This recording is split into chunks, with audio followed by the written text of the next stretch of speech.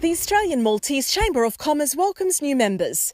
For more details, visit their website amcc.org.au.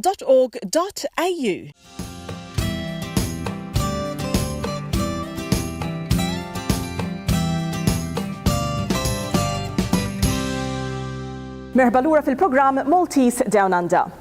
Fit-taqsima li jmiss ser nibqgħu fil-belt ta' Sydney u l-kollega tiegħi Mark Avellino ser laqqana ma' Kevin Moore, atleta Awstraljan ta' nisel Malti li f'dawn il-jiem ser jissieħeb mal-kontingent ta' atleti Maltin li ser jirrappreżentaw lil Malta fil-logħob Olimpiku li ser isir f'Rio de Janeiro, il-Brażil. Kevin, what an interesting background you've got. Can you please tell us a little bit about yourself?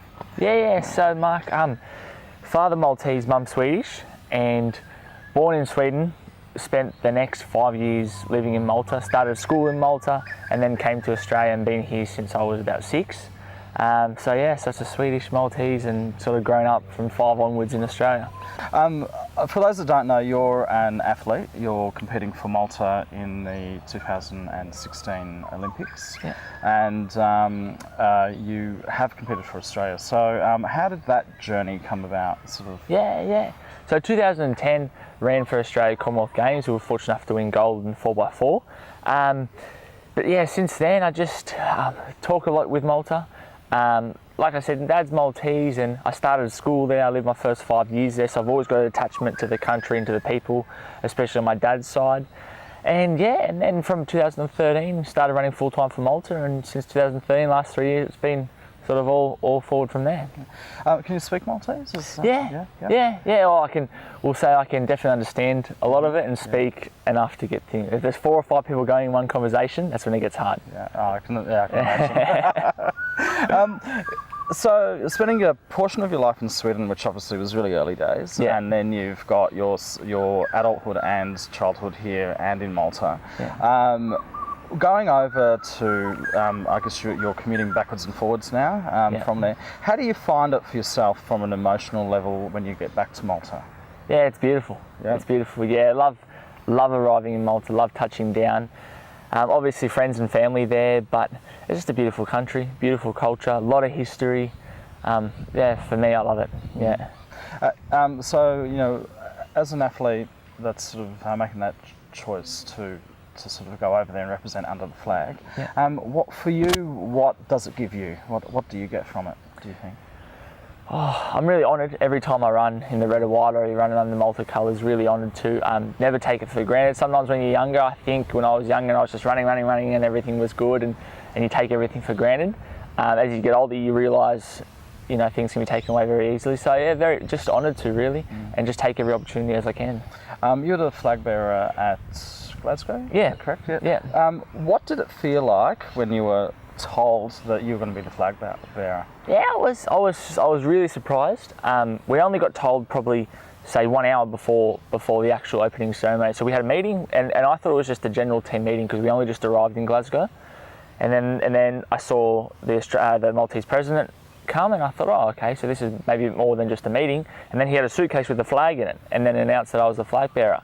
So I was shocked. I was really shocked, really humbled that they chose me, and then just loved every minute of it. And so, from the point of view of leadership, does that mean that you've got a sense of leadership to the team as a flag bearer? Or? Yeah, I guess nothing formal or nothing on paper, but you definitely don't want to do anything too silly being the flag bearer. You know what I mean? And whether I'm the flag bearer or just another athlete in the team, I always try to hold myself the best I can, and everyone as well in the team. When you go to Olympics or Commonwealth Games, leading in, yes, but definitely as soon as you get there, you got 16 days together. So you do learn a lot about each other, and you do also ride the highs and lows of other athletes. So if you get back to the village and you hear that someone's just done really well, you ride that high. If unfortunately something's gone wrong, you ride that low. So you sort of really gel as a team. It's nice.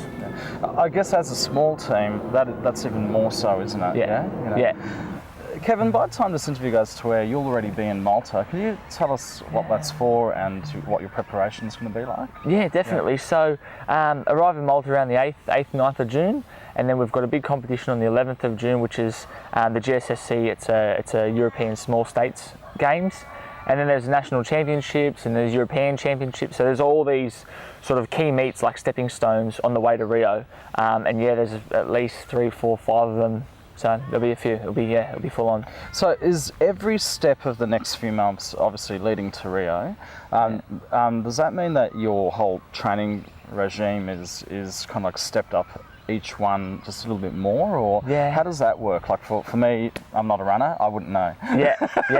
So it's kind of the best case scenario, providing health and injury. You do your bulk of your training early on, and then as you come to racing, it sort of freshens up a little bit and lets you get the most out of your body.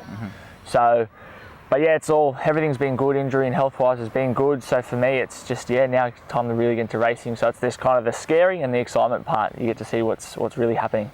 Getting to Rio, which obviously is where you're aiming to right now, what would you hope would be the outcome for you? What would be in your dreams, what would you like from that? In my dreams, I'd just love to make the semi-final. I'd love to go there and run a personal best, so run the best I ever have and put it on the world stage. And then hopefully that's enough to get me to the semi-final. That would be amazing. But yeah, I just really want to go there and just run a PB and run my best. And take that whole experience in, I suppose. That's it, yeah. Rio's altitude is quite high. So how do you think the climate will have an influence on the way that you train? Yeah, it's expected to be quite hot, obviously, being Rio. For personally myself, the heat doesn't bother me, and for my event as well, being the short distance, it's usually not a problem either. It's more the marathon runners and the longer events that really sort of get to struggle in the heat. So, touch wood for us, it should be no problem. It should be fine. We've been training here and going to Malta. It's going to be warm, and Europe will be warm, so it shouldn't be too much of a problem. So you're lucky you didn't grow up in Sweden then, in the end. Yeah, definitely. Kevin, I'd really like to thank you for your time today. All the best for Rio and for the upcoming games, and to Team Malta. We'll be watching with anticipation to see how it all goes. Thank you very much, Mark. Thank you.